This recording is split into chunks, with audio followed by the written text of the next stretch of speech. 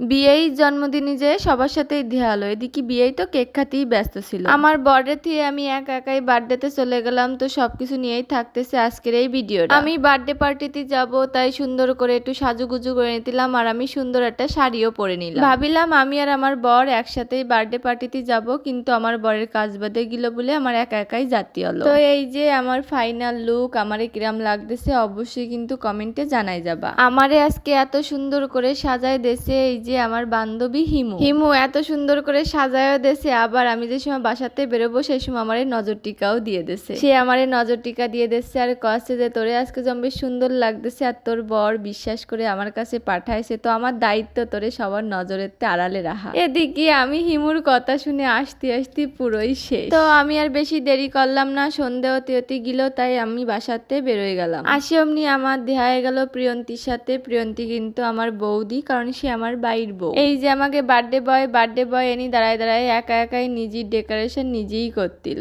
আরো মেলা মানুষজন আসার কথা ছিল, তো সবাই আসে পারিল না বলে আস্তে আস্তে সব কাজ বাজ সবাই করছিল। এই যে আমার ভাই আর বৌদি, তো বৌদি তো কয় হয় না, প্রিয়ন্তী কয়েই ডাহায়, কারণ আমরা এক বয়সী। এ নিয়ে একটা মজার বিষয় আছে, সেটা না করলেই নয়। হ্যাপি বার্থডে কার্ড কয়টার জায়গায় ডেলিভারি ম্যান বিয়েরই দিয়ে গেছে হ্যাপি অ্যানিভার্সারির কার্ড। বিয়াই আর দেরি করা ঠিক হবে না, তাড়াতাড়ি বিয়েটা সারিয়েই নে। আর আজকে আমি যে সুন্দর শাড়িটা পরেছি, এই শাড়িটার জন্য তো সবাই আমার ইনবক্স কমেন্ট বক্স ভরে বলতিস যে আমি এই শাড়িটা কনতে নিছি। তো আজকের এই সুন্দর শাড়িটা আমি নিলাম সানজুস কালেকশনের তে, আমি পেজটা মেনশন করে দিবানি। এই যে এবার চলে আইছে আমার বড়দা, আমার দাদা চলে আইছে। দাদা আসার পরে এক এক করে প্রায় সবাই চলে এলো। সবাই চলে আসার পরে আমরা মেলাক্ষণ গল্প করেছি। আর এই যে আমাকে নয়ন দাদা, এর মধ্যে আবার চলে গেল কারেন্ট চলে যাওয়ার পরে আমাকে কেক কাটতে একটু দেরি হয়ে গেল।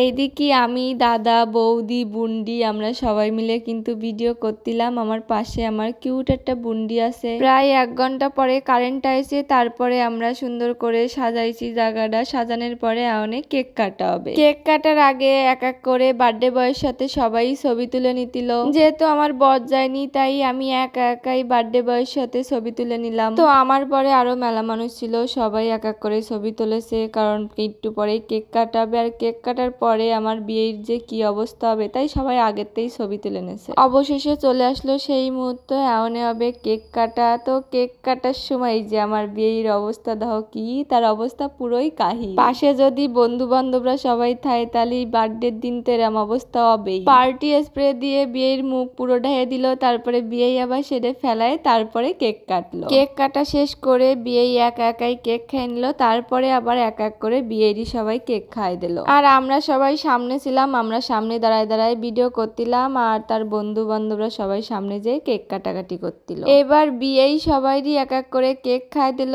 আমরা বসে বসে কেক খাতিলাম। তারপরে আবার খাওয়া দাওয়া করবো বলে আমরা চলে গেলাম ওই পাশে টেবিলে। এই যে আমার মিষ্টি একটা বুন্ডি অহনা। কারেন্টটা চলে গেল বলে সবকিছুতেই দেরি হয়ে গেছে, তাই আমরা বেশিক্ষণ দেরি না করে তাড়াতাড়ি বসে পড়লাম, কারণ আমরা অনেক খাওয়া দাওয়া করেই বেরোয় যাব। এক এক করে আমাকে খাবারও পরিবেশন করে দিল, আর আমরা গল্প দিতে দিতে আমাকে খাবারও খাইয়ে নিলাম। যে যার টেবিলই বসে পড়লো। আর এই যে আমার দাদা চলে এলো, দাদা এসে বৌদির সাথে আমার সাথে একটু গল্প করলো। সবাই শুধু বারবার আমার বরের কথা কতিল, কিন্তু আমার বর তো আসতে পারলো না, ও তো কাজে চলে গেল। আমিও আমার বরে খুব মিস করছিলাম। তো এরপরে আমরা ওই জায়গাতে চলে আসলাম। আর আজকের ব্লগটা কার কিরম লাগলো অবশ্যই কিন্তু কমেন্টে জানাই যাবা।